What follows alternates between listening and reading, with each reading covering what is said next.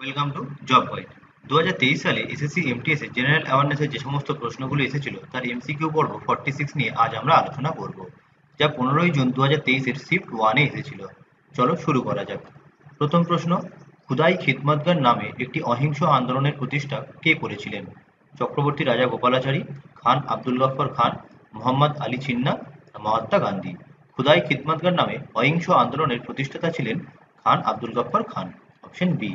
এই আন্দোলনটি 1929 সালে হয়েছিল পাকিস্তানের অর্থাৎ তৎকালীন পাকিস্তানের খাইবার পাখতুনওয়াতে। খুদাই খিদমতগার এই শব্দটির অর্থ হল ঈশ্বরের ভৃত্য। খান আব্দুল গফর খান সীমান্ত গান্ধী নামেও পরিচিত ছিলেন। পরের প্রশ্ন, নিচের কোন ধাতুটি সর্বদা একটি অ্যামালগামের একটি উপাদান? স্ট্রন্টিয়াম, পারদ, জিঙ্ক না অ্যালুমিনিয়াম? অ্যামালগামের একটি প্রধান উপাদান হলো পারদ বা মার্কারি। অপশন বি, এবং এর সংকেত হলো Hg। পরের প্রশ্ন, ভীমবেটকা গুহা নিচের কোন রাজ্যে অবস্থিত? মধ্যপ্রদেশ, রাজস্থান, হরিয়ানা, গুজরাট? ভীমবেটকা গুহা এটি মধ্যপ্রদেশে অবস্থিত। Option A. ভীমবেটকা গুহায় প্যালিওলিথিক এবং মেসোলিথিক সময়কালের চিহ্ন পাওয়া যায়। বর্তমানে এটি ইউনেস্কোর ওয়ার্ল্ড হেরিটেজ সাইটের অন্তর্গত। পরের প্রশ্ন, ট্রেজারি বিল কার দ্বারা জারি করা হয়? ভারতের securities and exchange board, Bharat Sarkar, reserve bank of India, insurance regulatory authority of India. Treasury bill এগুলি হলো শর্ট টার্ম বিল, যেখানে নিশ্চিত অ্যামাউন্টের টাকা ফেরত পাওয়া যায়, এবং এটি জারি করে reserve bank of India. Option C. RBI মূলত ইকোনমিক বুমের সময় এটি জারি করে। ইকোনমিক বুম অর্থাৎ যখন মানুষের হাতে টাকা পয়সা বেশি থাকে। মানুষের হাতে টাকা পয়সা বেশি থাকলে তারা জিনিসপত্র বেশি কিনতে চাইবে। এর ফলে জিনিসপত্রের চাহিদা বাড়বে এবং তার সাথে সাথে মূল্য বৃদ্ধি ঘটবে। এই মূল্য বৃদ্ধিকে নিয়ন্ত্রণ করতে আরবিআই ট্রেজারি বিল জারি করে। পরের প্রশ্ন, জাতীয় উপজাতি নৃত্য উৎসব 2022 কোন জায়গায় অনুষ্ঠিত হয়েছিল? জয়পুর, রায়পুর, পুনে না পুরী? জাতীয় উপজাতি নৃত্য উৎসব 2022 সালে এটি রায়পুরে অনুষ্ঠিত হয়েছিল। Option B. 2023 সালে এটি হয়েছিল উড়িষ্যার রাজধানী ভুবনেশ্বরে। এই উপজাতি নৃত্য উৎসব এটা আয়োজন করে schedule caste and schedule tribe research and training institute.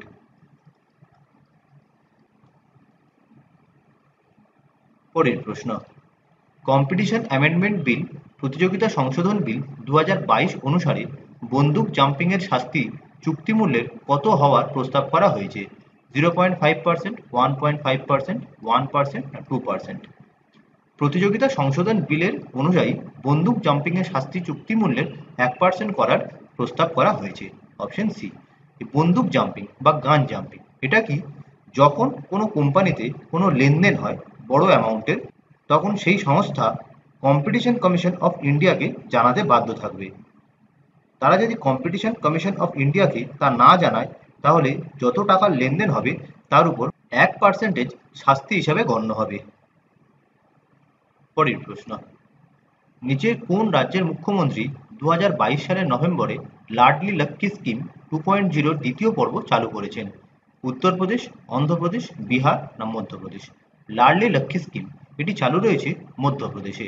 Option D হবে সঠিক। বর্তমানে মধ্যপ্রদেশের মুখ্যমন্ত্রী রয়েছেন মোহন যাদব, এবং বর্তমানে মধ্যপ্রদেশের গভর্নর রয়েছেন মঙ্গুভাই সি প্যাটেল। পরের প্রশ্ন, গোল্ডেন গার্ল হলো কার আত্মজীবনী? পিটি ঊষা, দিব্যা দত্ত, সায়না নেহওয়াল না নীনা গুপ্তা? গোল্ডেন গার্ল এটি পিটি ঊষার আত্মজীবনী। Option A.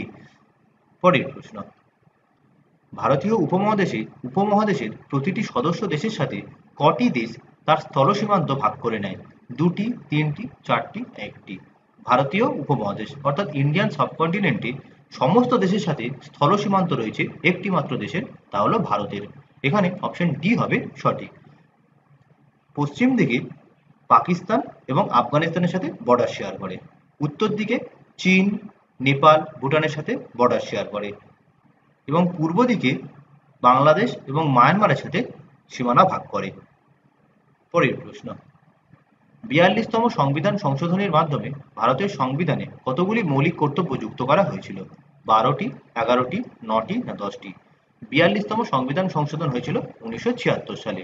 সেই সময় প্রথম ভারতীয় সংবিধানে মৌলিক কর্তব্যগুলোকে ঢোকানো হয়েছিল। 1976 সালের 42তম সংবিধান সংশোধনীতে 10টি মৌলিক কর্তব্য ঢোকানো হয়েছিল। পরবর্তীকালে 86তম কনস্টিটিউশনাল অ্যামেন্ডমেন্ট অ্যাক্ট, যা 2002 সালে পাস হয়েছিল, সেখানে আরও একটি মৌলিক কর্তব্য ঢোকানো হয়। বর্তমানে মৌলিক কর্তব্যের সংখ্যা হল 11টি। পরের প্রশ্ন, নিম্নলিখিত বইগুলির মধ্যে কোনটি ডক্টর রঘুরাম রাজান লিখেছেন? The third pillar, we are displaced, the Indian story, my life in full. Doctor Raghuram Rajan লিখেছেন the third pillar, option A. We are displaced এই বইটি লিখেছেন Malala Yousafzai. The India story এই বইটি লিখেছেন বিমল জালান। রঘুরাম রাজান এবং বিমল জালান এই দুজনই আরবিআই এর প্রাক্তন গভর্নর।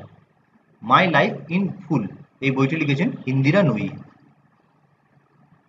পরের প্রশ্ন, দিলওয়াড়া মন্দির ভারতের সেরা এবং স্থাপত্যের দিক থেকে বিখ্যাত ড্যাশ মন্দিরগুলির একটি? বৌদ্ধ, হিন্দু, জৈন না শিখ? দিলওয়াড়া মন্দির হল জৈন টেম্পল, অপশন সি হবে সঠিক।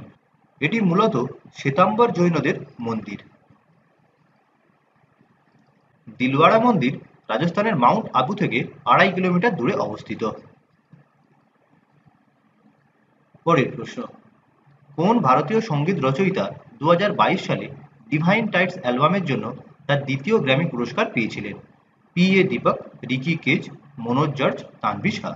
2022 সালে ডিভাইন টাইডস অ্যালবামের জন্য দ্বিতীয় গ্র্যামি পুরস্কার পেয়েছিলেন রিকি কেজ, অপশন বি হবে সঠিক। রিকি কেজ আদতে ভারতের কর্ণাটক রাজ্যের ব্যাঙ্গালোরের বাসিন্দা।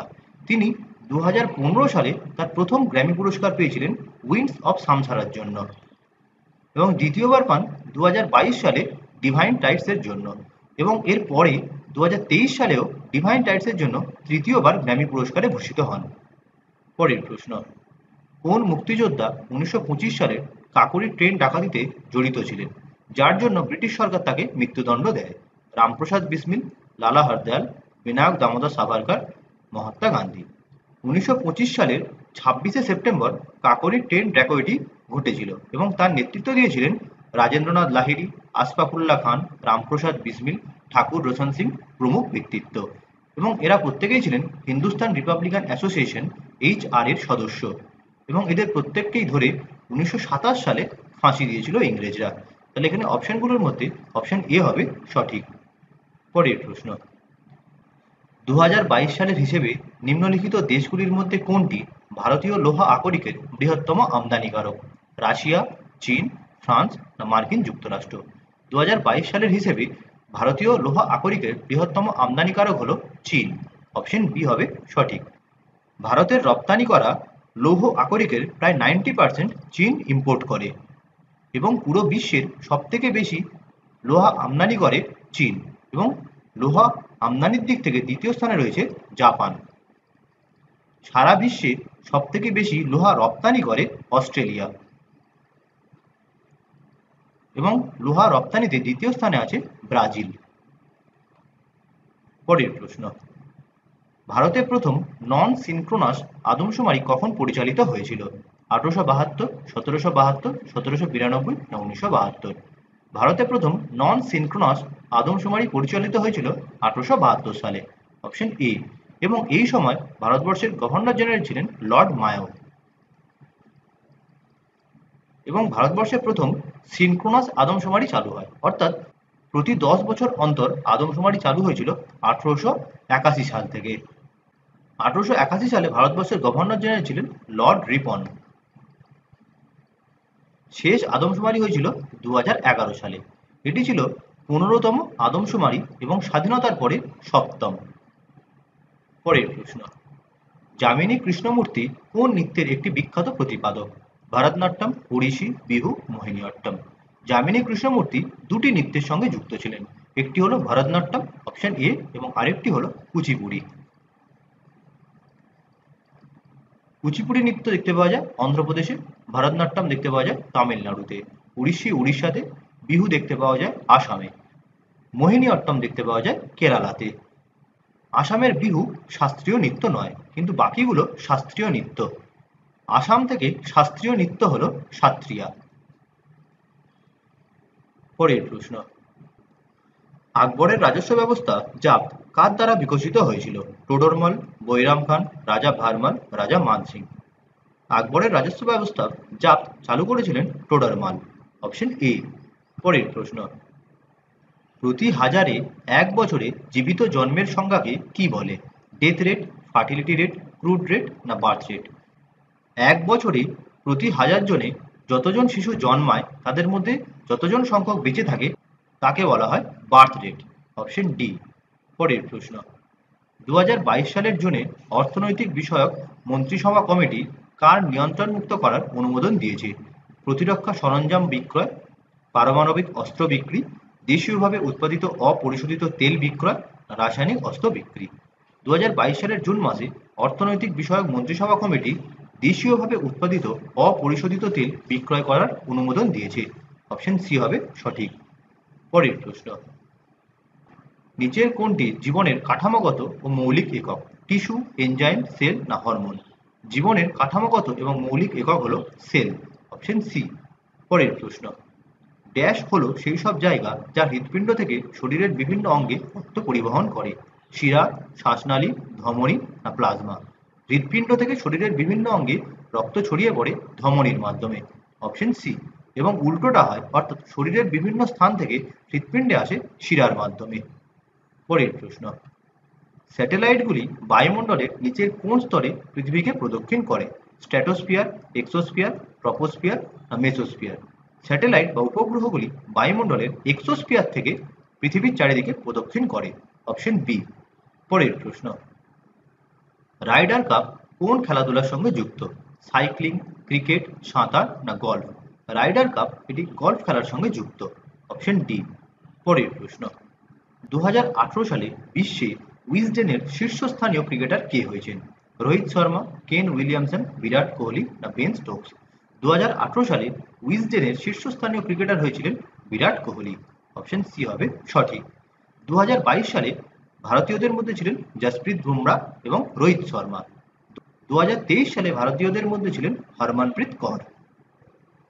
তাহলে আজ এই পর্যন্তই। দেখা হবে পরের ভিডিওতে। ভিডিওটি কেমন লাগলো অবশ্যই জানিও। ভালো লাগলে লাইক করো, শেয়ার করো এবং পরবর্তী আপডেটের জন্য চ্যানেলটিকে সাবস্ক্রাইব করতে ভুলো না।